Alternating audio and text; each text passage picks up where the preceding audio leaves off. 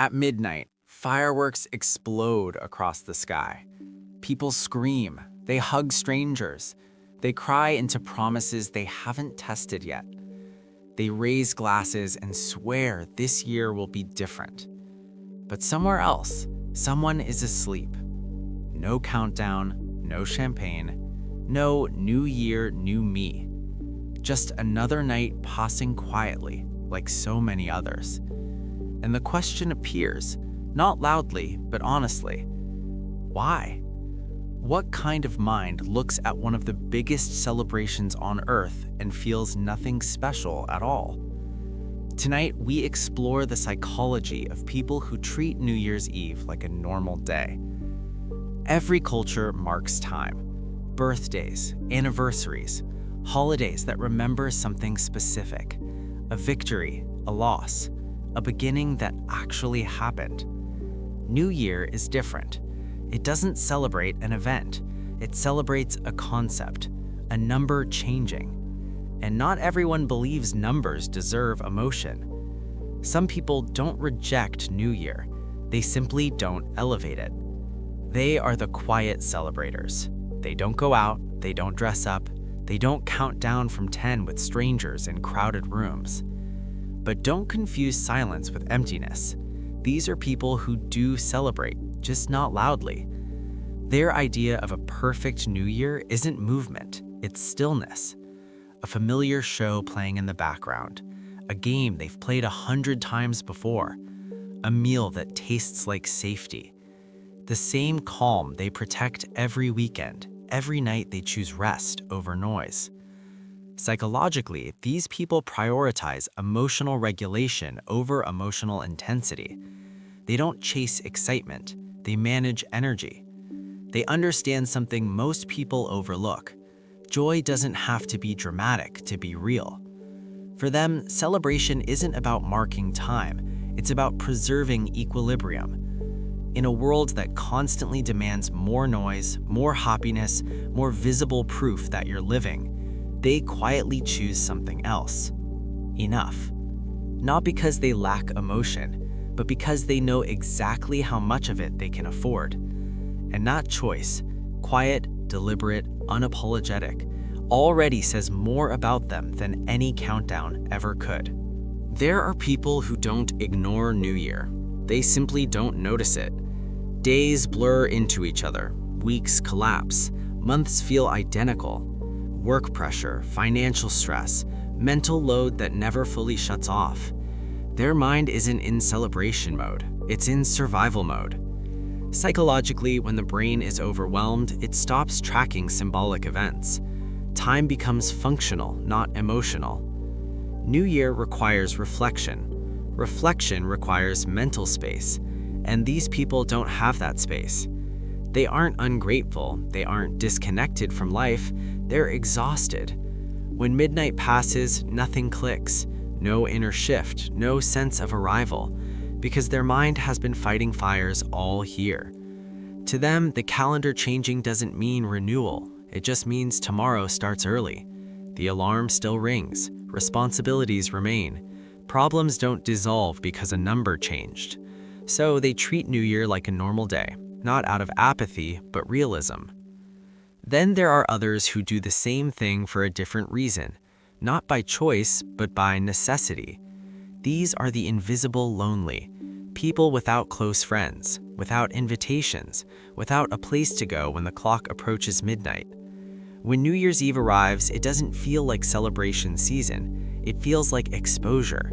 Psychologically, New Year is one of the most socially comparative moments of the year.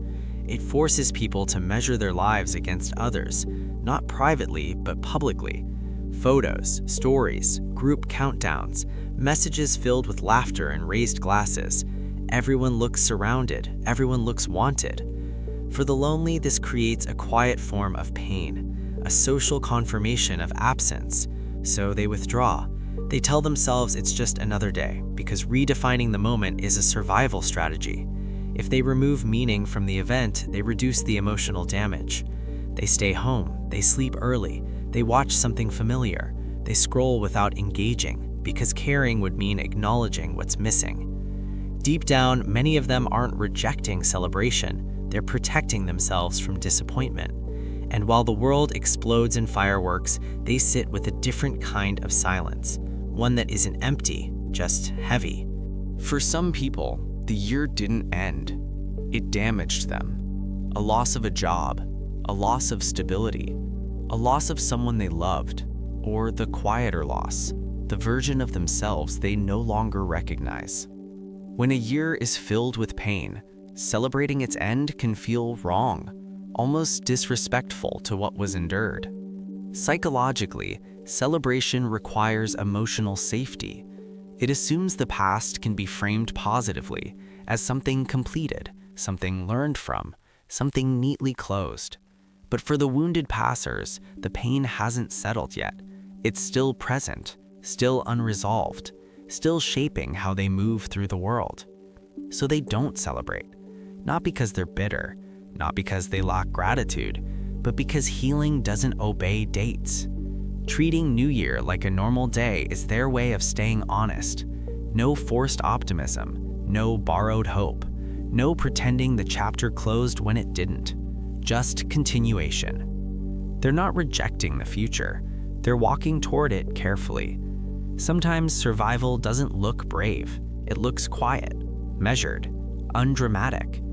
Sometimes strength is simply moving forward without applause. Then there are the introverted observers, often misunderstood during moments like New Year. People assume they're antisocial, cold, detached. But psychologically, introversion isn't about disliking people, it's about how stimulation is processed. New Year's Eve is a sensory overload. Loud music, crowded rooms, forced enthusiasm, emotional performance stretched too thin. For an introverted nervous system, this isn't joy, it's exhaustion waiting to happen. Introverted observers don't need the calendar to tell them when to reflect. They're already doing it, constantly, quietly, internally. They analyze their year without announcing it. They review mistakes without dramatizing them. They notice growth without posting proof. Celebrating publicly feels unnecessary, sometimes artificial, so they treat New Year like a normal day, not out of rebellion, but alignment. Their inner world doesn't shift dramatically at midnight, so their behavior doesn't either. They might still acknowledge the moment, but privately, a thought, a note, a silent realization that doesn't need witnesses. While others reset loudly, introverts evolve subtly. Their growth doesn't look like fireworks, it looks like clarity. So the question returns, quietly. Which one were you? The one who protects calm instead of chasing excitement. The one whose days blurred together under pressure. The one who stayed home because being seen felt heavier than being alone. The one who watched the noise from a distance, not out of coldness, but clarity. Or the one who carried wounds that time hasn't finished touching yet. If one of these felt uncomfortably familiar, say it, name it. Because understanding doesn't begin with fixing, it begins with recognition. Now, zoom out. On one side of the night, crowds, countdowns, raised glasses, voices merging into one shared second. On the other, quiet rooms, dim lights, familiar routines, untouched clocks. Both exist at the same time. Both are human. The ones who celebrate aren't shallow, they aren't fake. They're responding to hope, to ritual, to the need for collective meaning. For some people, celebration is survival. For others, it's fuel. But for the ones who treat New Year like a normal day, it's something else entirely. It's not emptiness, it's not bitterness, and it's definitely not sickness. It's a different relationship with time. They don't believe a year can cleanse itself just because a number changes. They don't trust resets that arrive without effort. They don't outsource meaning to calendars. And maybe that's uncomfortable, because it quietly challenges the idea that everyone should feel the same thing at the same moment. Life isn't fair with timing. Some people end the year healed, others end it barely standing. Some have something to toast, others are still carrying what the year took from them. So when society demands joy on command, choosing neutrality can be an act of honesty. And honesty, psychologically, is often mistaken for coldness. But look closer.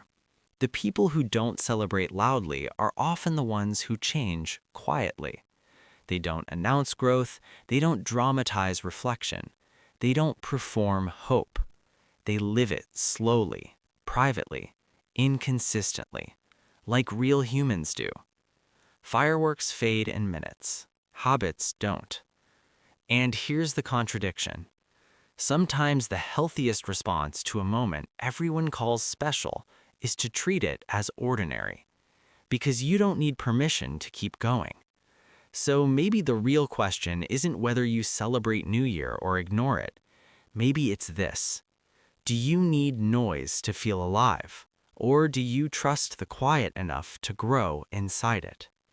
Somewhere between the fireworks and the silence is where most of us actually live. If this made you see yourself differently, tell me in the comments. And if you want more conversations like this, ones that don't rush meaning, ones that don't force emotion, subscribe. We go deeper every day.